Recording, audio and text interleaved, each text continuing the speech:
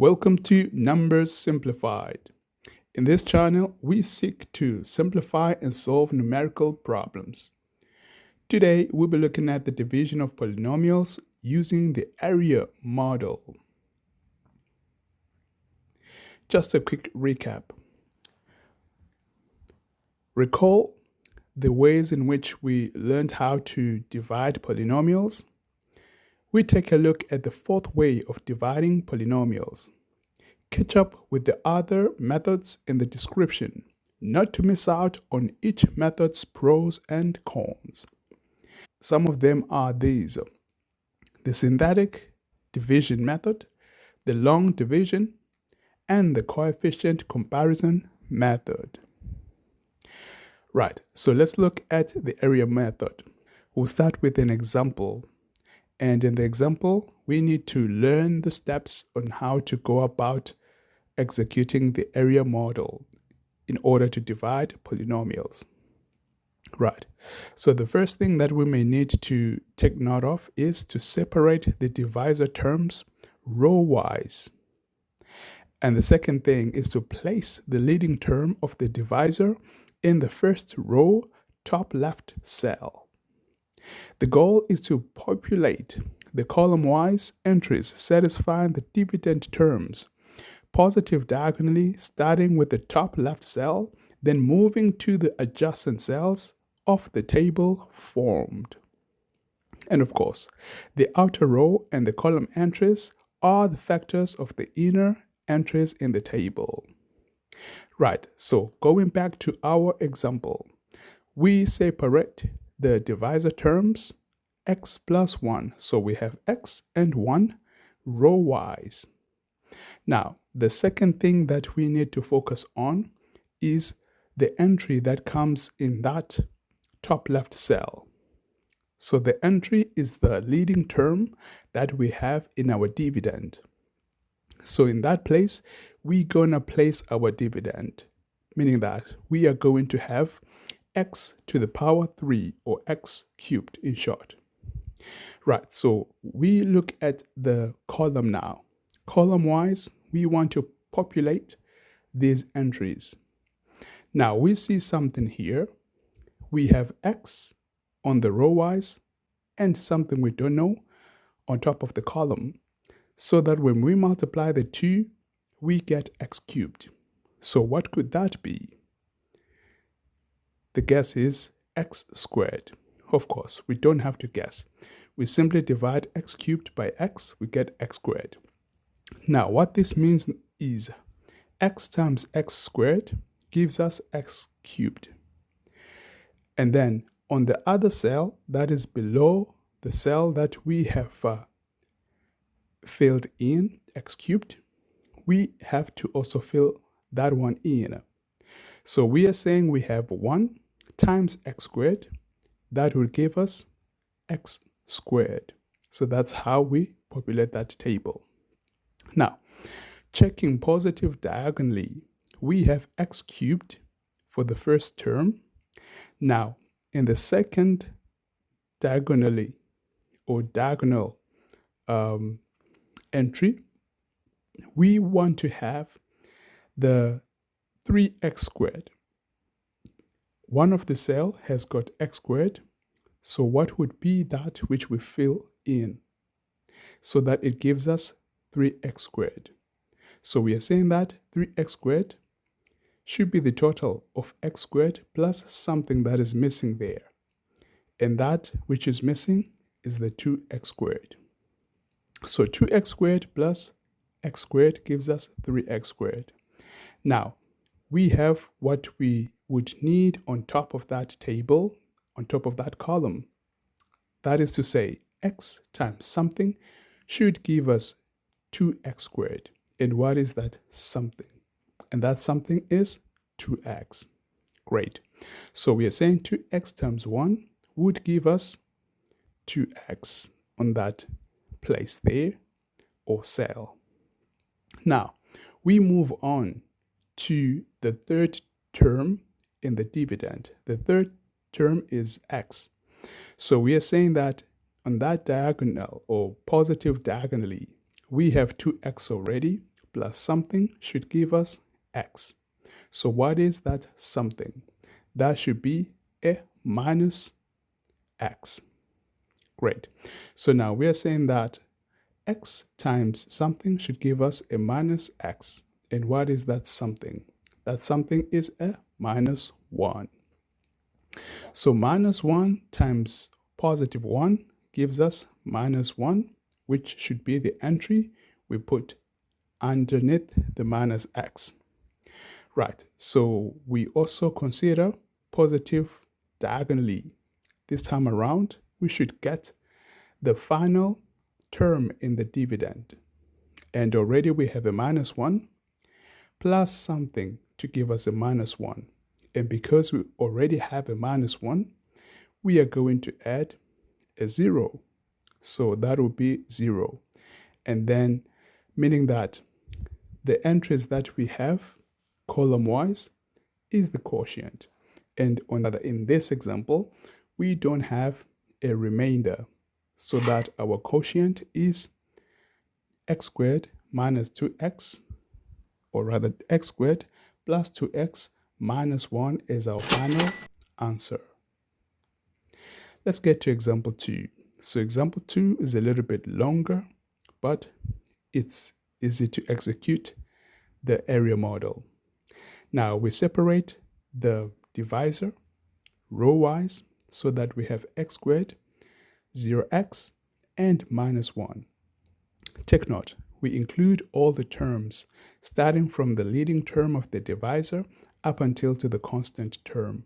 In cases where we don't have other terms in between, we may need to put the placeholder because that would be beneficial. Right, so we would start with the top left cell.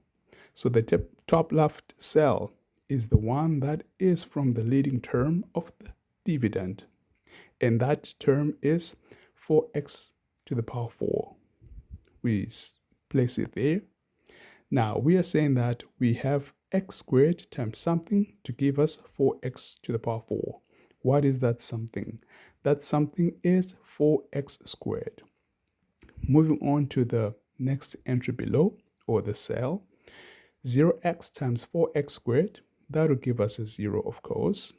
And then going to the last cell in that particular column, minus 1 times 4x squared, we get a minus 4x squared. Right, so positive diagonally, we have 4x to the power 4 for the leading term. But for the next term, we must have a 4x cubed. We have a 0 already. So in that cell, we should have an entry. So 0 plus something should give us 4x cubed. So that something is definitely 4x cubed. Great. So with that 4x cubed, we are now saying we have x squared times something should give us 4x cubed. And that something is 4x. Now 4x times 0, x would give us 0. 4x times minus 1 would give us minus 4x. That is it. Then we compute positive diagonally. We get minus 4x squared plus 0 plus something should give us a total of minus 7x squared. Now that something is, of course, a minus 3x squared. Now with that minus 3x squared, we are saying x squared times something is equals to minus 3x squared. And that something is a minus 3. So minus 3 times 0, we get 0 in that cell that is below. Minus 3 times minus 1, we get a positive 3. Great. Now we add the positive diagonally. We get minus 4x plus 0 plus something should give us a minus 4x for the x terms. Now, so already we have our minus 4. So what we're adding there is a 0. Now with that 0, we would have 0 at the top, that is in the column, the heading of the column. Then 0 times 0, 0 of course, 0 times minus 1, that's another 0. Now we add positive diagonally for the constant term. Remember, the constant term is a positive 8.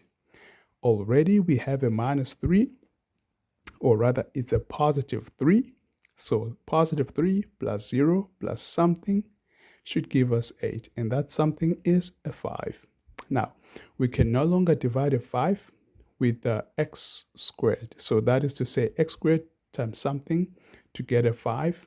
In this case, it will not be feasible. So this becomes our remainder, and the top part becomes our quotient. So that our final answer is given as that. Right, moving on to example 3. With example 3, what we have is the divisor that is separated according to what we spoke about. So now we deal with the first entry. The first entry is the leading term in the dividend, which is x cubed. So we are saying x squared times something should give us x cubed, and that something is an x. So x times minus 2x, we get minus 2x squared. X times minus 1, we get a minus x. Great. Now we solve, or rather we calculate positive diagonally. For the first term, we get x cubed, and that x cubed is already settled. We go for the next cell that is below the leading term cell. We have a minus 2x squared plus something, and that should give us a minus 5x squared. And that something is a minus 3x squared. Great. So we are saying that x squared times something should give us a minus 3x squared. And that something is a minus 3. Minus 3 times minus 2x, we get 6x. Now, minus 3 times minus 1, we get a positive 3. Now, we compute positive diagonally for the third term. So we get minus x plus 6x plus something should give us a 7x. And in this case, that something is a 2x. So we are also saying x squared times something to give us 2x.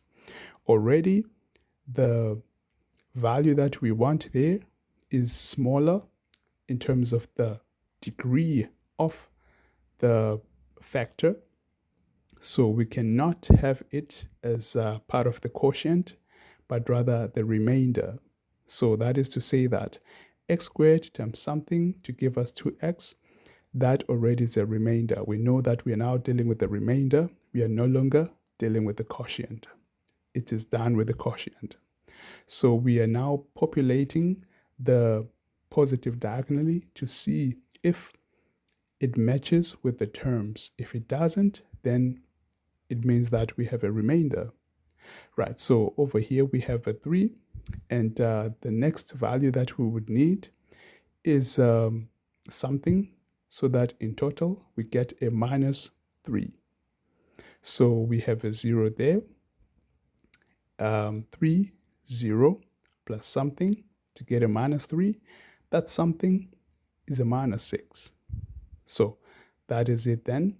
We can populate the other entries to zeros, but we see that our remainder is 2x minus 6, and our quotient is x minus 3. So meaning that that is what we would have as our solution. Right.